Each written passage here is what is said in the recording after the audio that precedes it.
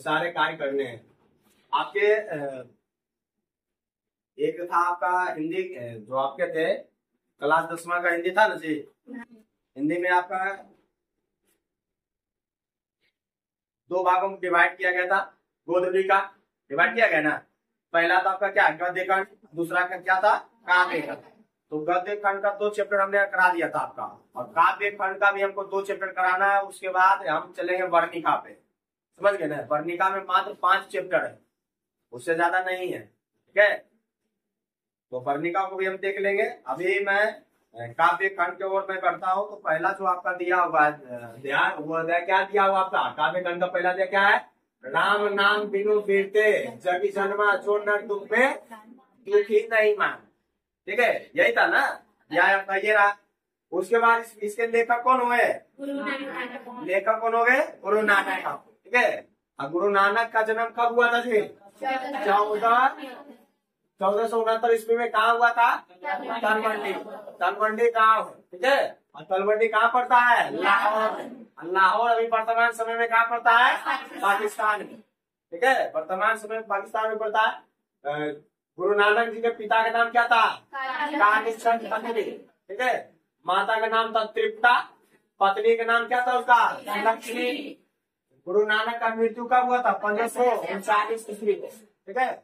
गुरु नानक कौन से धर्म के थे, सिख धर्म के, ठीक है ना। जन्म स्थान जहाँ पे उनका जन्म हुआ ना, वो स्थान क्या कहलाता है पता है, वो स्थान कहलाता है नानकाना साहब, ठीक है।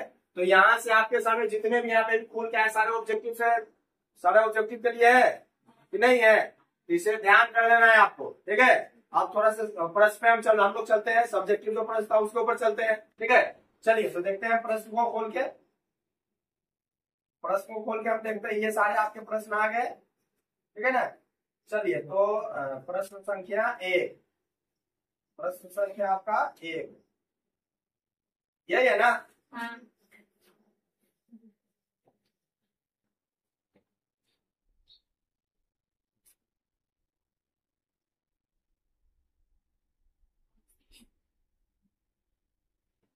ज्यादा बड़ा हो गया, अब ठीक है, अब ठीक है ना जी। चलिए अब सही है, ठीक है। प्रश्न आपका लघु तरीये का है, इसी अध्याय से लघु तरीये प्रश्न क्या बोल रहा है, लघु तरीये कितने शब्दों में देना है मुझे, 20 से 30 शब्दों में देना है हमको आंसर, ठीक है। और क्या 2 अंक स्तरीय, मतलब ये प्रश्न कितने अंक आएंगे, 2 अंक आएंगे, समझ गए ना। जितने भी हम यहाँ तक जो भी प्रश्न हम दिए हैं वो सारे किसी ना किसी वर्ष आपको पूछा गया प्रश्न, समझ गए ना। उसी प्रश्न को घुमा के देते रहता है जी। देखिए प्रश्न क्या बोल रहा है, प्रश्न 1 नंबर बोल रहा है, कभी किसके बिना जगत में यह जन्म व्यर्थ मानता है। ये कब पूछा गया था, पाठ्य पुस्तक से 2016 में ए में पूछा गया था, और 2022 के ए में प्रथम वाले में पूछा गया। सॉरी ये दर्शा रहा आपका वो पेपर का वो कोडिंग दर्शाया गया ना, सीबीएसई लड़के वो दर्शा रहा है, ठीक है। चलिए तो बोल रहा है कभी किसके बिना जगत में यह जन्म व्यर्थ मानता है, किनके बिना है। तो ये बोल रहा है उत्तर में क्या बोल रहा है, रवि कभी राम नाम के बिना जगत में यह जन्म क्या मानता है, व्यर्थ मानता है।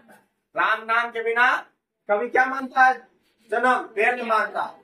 दूसरा प्रश्न बोल रहा है कि वाणी विष के समान कब हो जाती, वाणी विष के समान कब हो जाती, क्या बताए थे, ये कविता जब पढ़ा रहे थे उस समय बताए थे ना, वाणी विष के समान कब हो जाती है,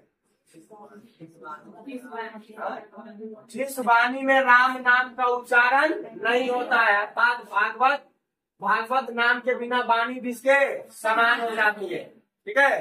भगवान के नाम के बिना क्या हो जाता है, वाणी क्या हो जाता है, विष के समान हो जाता है, ठीक है।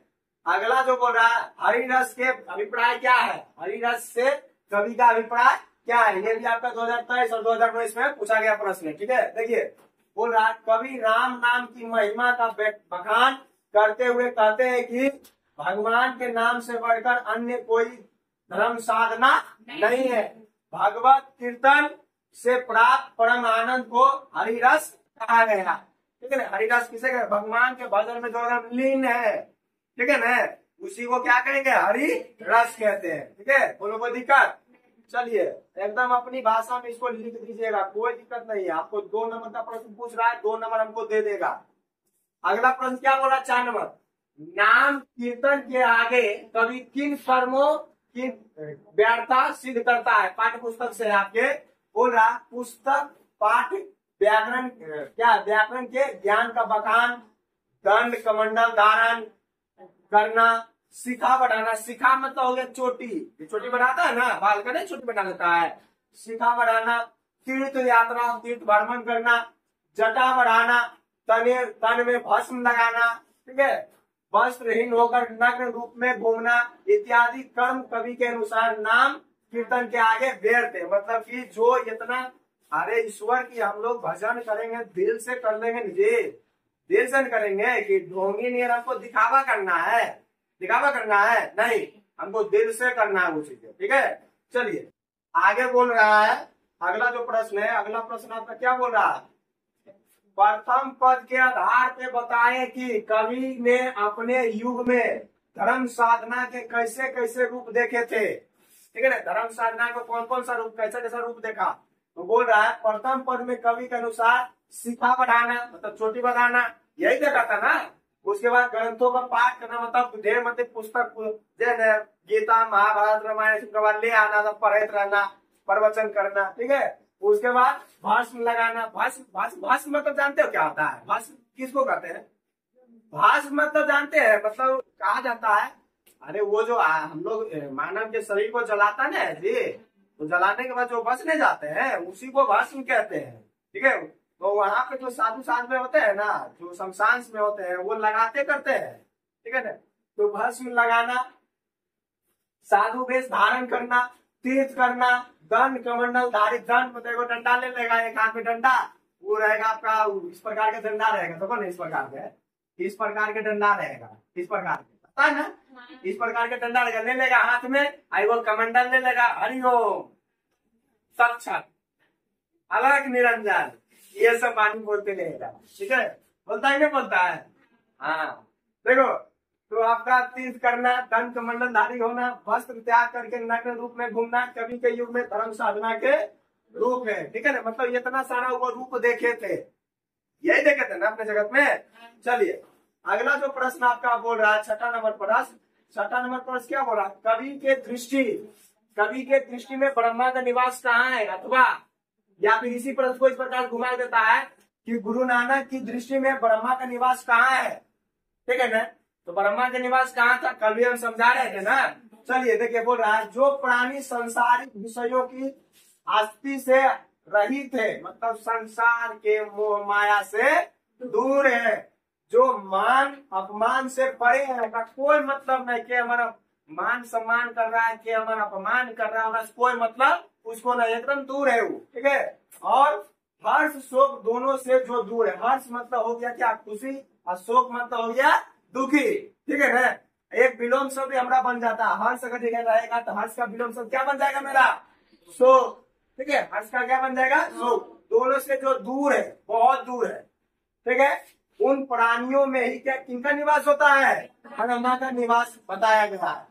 काम क्रोध लोभ मोह जिसे छूते नहीं, वैसे प्राणियों में निश्चित ही किसका निवास होगा, ब्रह्मा का निवास होगा, ठीक है। अगला जो प्रश्न आपका बोल रहा है 7वां नंबर प्रश्न क्या बोल रहा है, गुरु की कृपा से किस युक्ति की पहचान हो पाती है, तो इसका आंसर क्या है, कवि कहते हैं कि ब्रह्मा से साक्षात्कार करने हेतु लोभ मोह ईर्ष्या मतलब होता है जलन, ठीक है ना। ईर्ष्या मतलब क्या होता है, जलन, नहीं हमरा से ज्यादा बढ़ रहा है, हमरा से काहे ज्यादा बढ़ेगा, ठीक है। ईर्ष्या मतलब होता है जलन।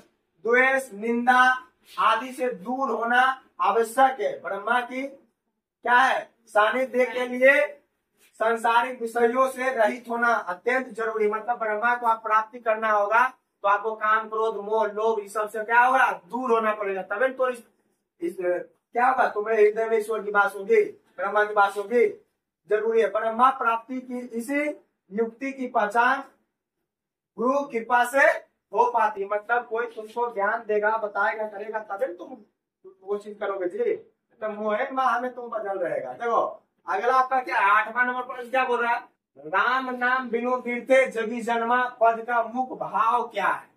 ठीक है, तो ये भी प्रश्न 2018 में पूछा गया।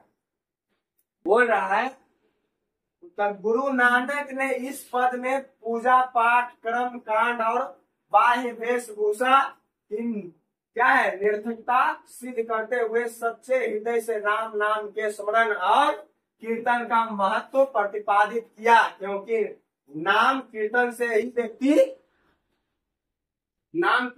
व्यक्ति इसके आगे मैं बताता हूँ। देखिए क्या बता रहा है, गुरु नानक ने इस पद में पूजा पाठ कर्म कांड की सब को उतना नहीं दर्शाया है। मतलब बोला तुम सच्चे हृदय दिल से इस चीज को करो, आपके हृदय में ब्रह्मांड का विवास होगा, राम नाम का जाप ही करिए, यही सारा कुछ बताया। ठीक है, आगे इसके आगे बोल रहा है नाम के कीर्तन से ही आपको, ठीक है ना, इसके आगे बता रहा है वो मैं आपको दिखा देता हूँ।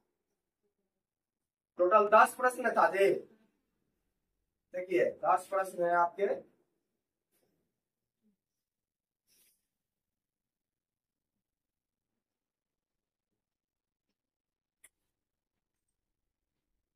कीर्तन को ही सच्ची शांति मिलती है और वह इस दुखमय जीवन को पार पहुंचा पाता है। ठीक है, ये 8वें नंबर का प्रश्न का था। ठीक है, आगे आपका बोल रहा है 9वां नंबर प्रश्न बोल रहा है आपका आधुनिक जीवन में उपासना के प्रचलित रूपों को देखते हुए नानक के इन पदों की क्या प्रासंगिकता है, अपने शब्दों में विचार करें। ये बोल रहा है नानक के पद में वर्णित राम नाम की महिमा आधुनिक जीवन में प्रासंगिक है। हरि कीर्तन सरल मार्ग है जिसमें ना अत्यधिक धन की आवश्यकता पड़ता है, ना ही कोई बाह्यडंबर की। आज मतलब बोल रहा है ना कि राम नाम अगर मतलब ईश्वर की हम भक्ति अगर करते हैं तो हमको पैसा लगता है जी। ईश्वर की भक्ति करने में पैसा लगता है हा? या फिर हमको कोई बाहरी वस्तु चाहिए ईश्वर की भक्ति करने के लिए? नहीं। ठीक है, सच्चा दिल चाहिए, है ना। आज भगवत राम रूपी रस का पान किया जाए तो जीवन में उल्लास, शांति, परमानंद, सुख तथा ईश्वरीय अनुभूति को सरलता से प्राप्त किया जा सकता है। मतलब क्या है, तुम भगवान के नाम लोगे सच्चे दिल से, तुमको खुशी भी मिलेगी, ठीक है, शांति भी मिलेगी, हर्षोल्लास भी मिलेगा, कोई प्रकार का जो है तुमको संकट नहीं रहेगा। तुम मोह माया से ही पहले सबसे पहले दूर रहोगे। थोड़ा कोई मतलब थोड़े कि हमरा कोई मार दे, हमरा कोई काट दे, हमरा कुछ मतलब बस कुछ है के लूट लेगा हमरा। जब हमरा किसी संसार किसी भी वस्तु का हमको जब लोभे नहीं रहेगा, हमको कोई मतलब है, कोई मतलब, सब मोह माया दूर से। ठीक है, तो खाली मोह माया दूर करना है तो सच्चा दिल से करो। ठीक है, ये नहीं कि सब मोह माया है को टी शर्ट पहन लेंगे बस सब मोह माया दूर हो गया, नहीं बाबू, सिर्फ दिखावा दूंगा। ठीक है, 10वां नंबर आपका प्रश्न बोल रहा है मुक्ति के लिए किसे अनिवार्य माना गया है? मुक्ति के लिए किसे अनिवार्य माना गया है जी? मुक्ति के लिए गुरु ज्ञान को अनिवार्य माना गया। गुरु का ज्ञान जरूरी है तभी तुम्हारी मुक्ति होगी। मुक्ति मतलब यहाँ से एकदम मुक्त नहीं हो जाना, समझ गए? ज्ञान की प्राप्ति जरूरी है या नहीं है? ज्ञान के गुरु के बिना ज्ञान संभव है नहीं, गुरु के बिना ज्ञान भी संभव नहीं, अधूरा रह जाएगा। ठीक है, ये चीजें तो आपके जो काव्य खंड के पहले अध्याय जो थे उसके अंतर्गत जो कुछ भी थे उसके सारे हमने करवा दिया आपको, और इसे ध्यान करने का प्रयास करिएगा। अगले दिन में अगला अध्याय जो है ये आपके प्रेम आएंगे श्री राधिका करीन के कुंजन ऊपर पारो, है ना, इसके बारे में आगे जो डिस्कस रहेगा उसके बारे में हम करेंगे अगले दिन। चलिए ठीक है।